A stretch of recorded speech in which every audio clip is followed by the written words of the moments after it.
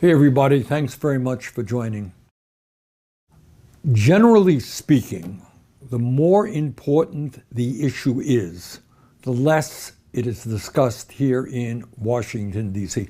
We talk about a whole lot of things, but most often stay away from the real issues that impact people's lives and impact our entire society. Let me give you just one example. Today, we are living under a corrupt campaign finance system, which is undermining our democracy. And it allows billionaires to control not only our political system, but our legislative process. That's it, bottom line. You think you live in a democracy? Well, yeah. You get one vote, Elon Musk gets one vote, but he also has the ability to put $290 million into a campaign to allow Donald Trump to become elected president. That sound like a democracy to you? Not to me. And increasingly, what we are seeing now as a result of Citizens United and the growth of super PACs are not candidates debating issues. That's democracy. You disagree with me, that's fine. Let's have a debate. But what you are seeing is competing 30-second ads that are funded by billionaire-controlled super PACs. So when you watch TV, you're on the internet, you see some group saying, citizens for this, citizens for that. In most cases, those are organizations that are funded by billionaires that are spending all kinds of money trying to defeat somebody or trying to elect somebody. And a lot of this began with this horrific Supreme Court decision in 2010, and by a 5-4 decision, the Supreme Court decided that we are infringing on the free speech of billionaires if we just don't allow them to spend as much money as they want to destroy democracy. So that's basically what the Citizens United Supreme Court decision was about. So what's happened since then is that we have seen political spending going up by more than 1,600%. In the 2024 elections, 100 billionaire families on both sides of the aisle spent $2.6 billion. You got that? 100 families spent $2.6 billion. That was double what they spent in 2020.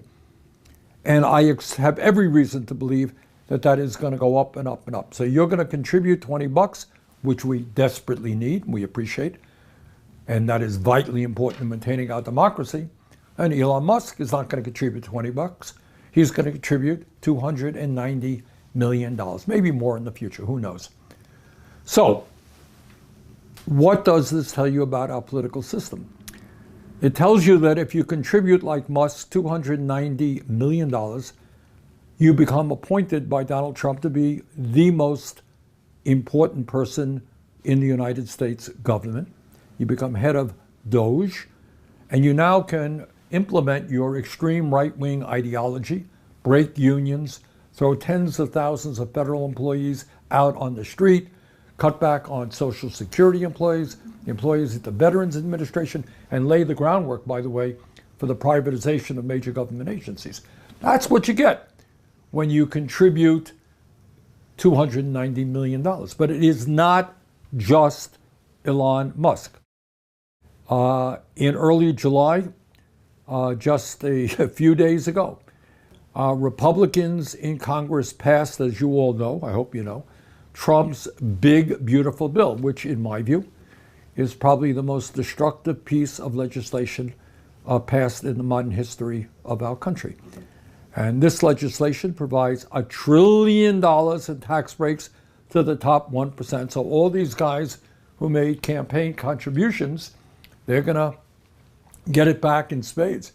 You know, you contribute a few $100 million or $10 million, you're going to get that back big time in a tax break. Massive tax breaks for large, profitable corporations, and it's all paid for by cuts to Medicaid, nutrition, and education. In fact, some have suggested that this is the largest transfer of wealth from the working class to the top 1% in the history of our country. Further, as a result of this legislation, over 16 million Americans are going to lose their health insurance. And sadly, it just hurts me to have to say this, but studies suggest that some 50,000 Americans will die unnecessarily every year, because when you're thrown off health care, you don't have access to a doctor and so forth. Now, the point that I want to make is I don't want to go into this bill at this time, but I want you to think about something. Think about how every single Republican member of the House and Senate, almost everyone, there were a few exceptions, voted for this horrific bill, okay? Virtually every member of the Republican member of the Senate, Republican members of the House. Now, do you think, and I know these people, do you think that they don't know about the impact that these massive cuts to Medicaid and the Affordable Care Act and education and nutrition are going to have on their constituents? You think they don't know that? And many of their constituents, by the way, are working class and poor.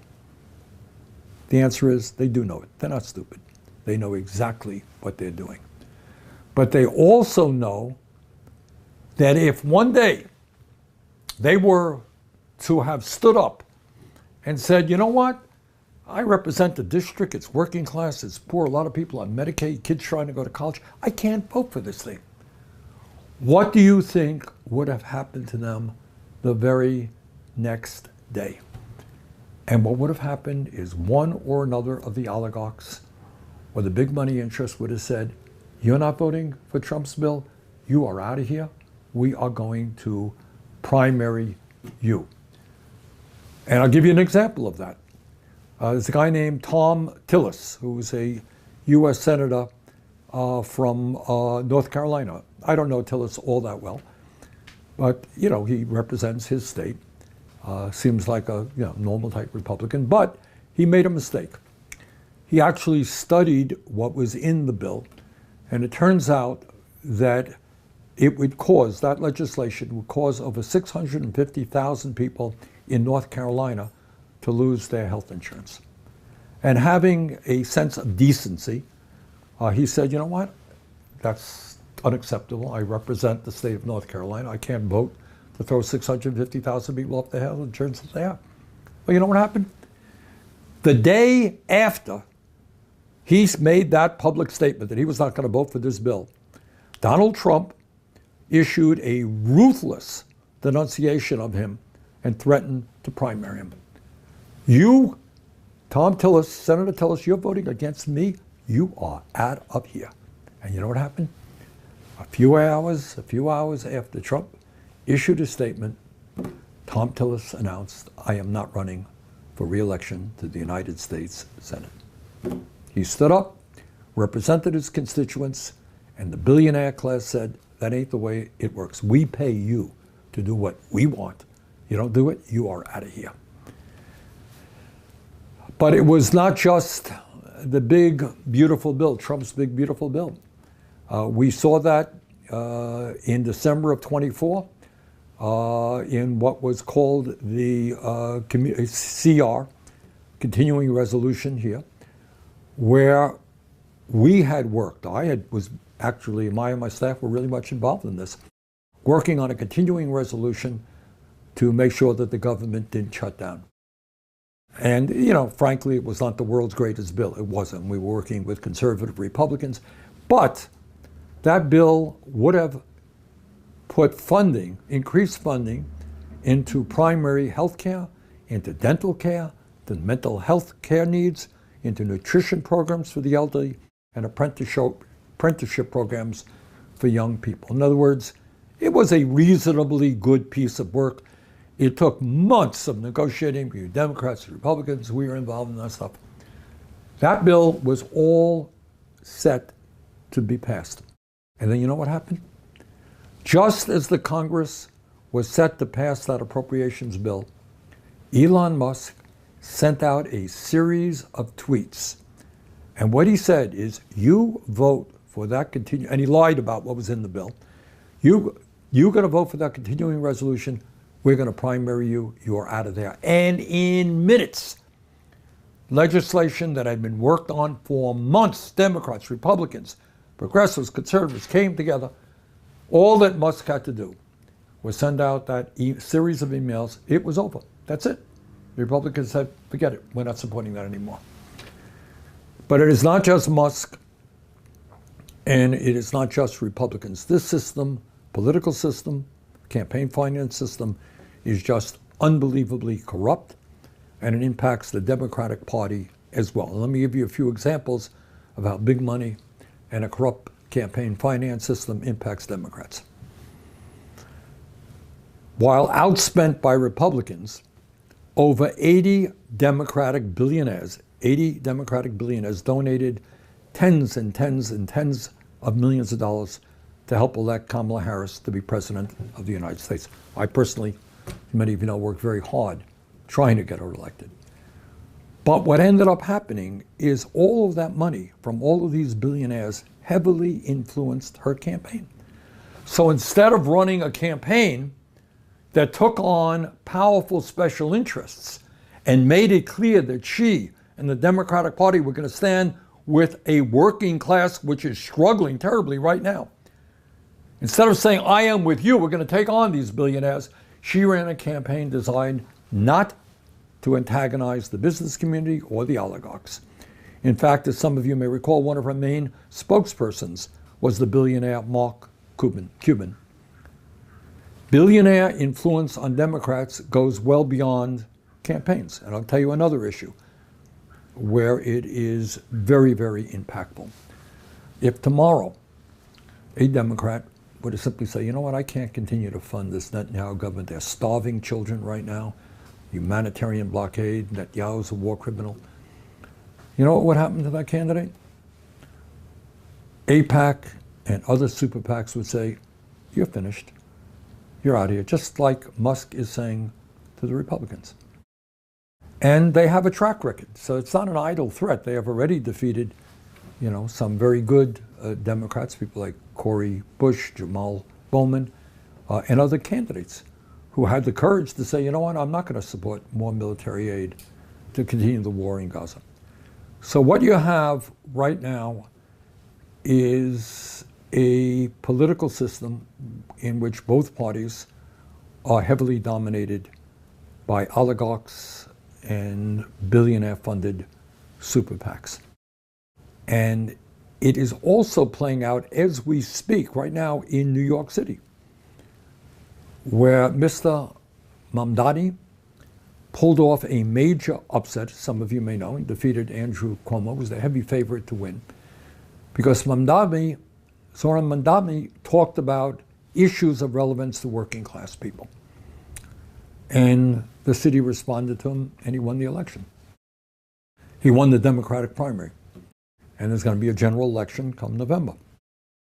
And you know what's going on right now? As we speak openly, I mean, they don't apologize for it. The richest people in New York City are saying, we are prepared to spend hundreds of millions of dollars to defeat Mamdani. That's it. That's your democracy. People spoke, the Democrats selected a candidate, and the billionaires are unhappy with that direction. In fact, one billionaire just the other day said it publicly, not embarrassed by it. He said, I met with Mr. Cuomo and Mr. Adams, the other two Democrats. Cuomo lost. Adams is running as an independent. And I think Adams is the superior candidate. I'm going to support him. Right out in the open. We, the billionaire class, like this candidate. So that's kind of where we are right now. This is an issue of enormous consequence. It impacts who wins, who loses elections, and it impacts our legislation. So we have got to now stand up, fight back in every way that we can. Short term, we got to make sure that Zohran Mandani becomes the next mayor of New York City. We got to help in every way we can to see that he wins. Medium term, we got to make sure that super PACs are not allowed to play a role in Democratic primaries. And longer term, we've got to overthrow this disastrous Citizens United Supreme Court decision. So that's a lot to do.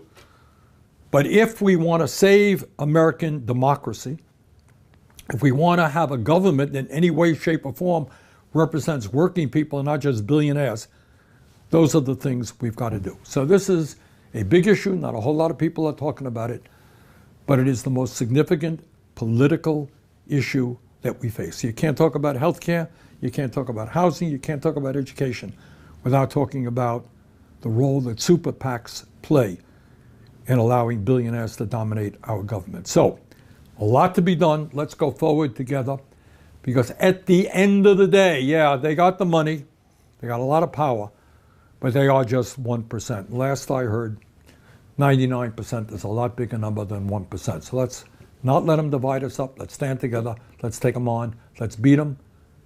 Let's create a government that works for all, not the few. Let's save American democracy. Thank you.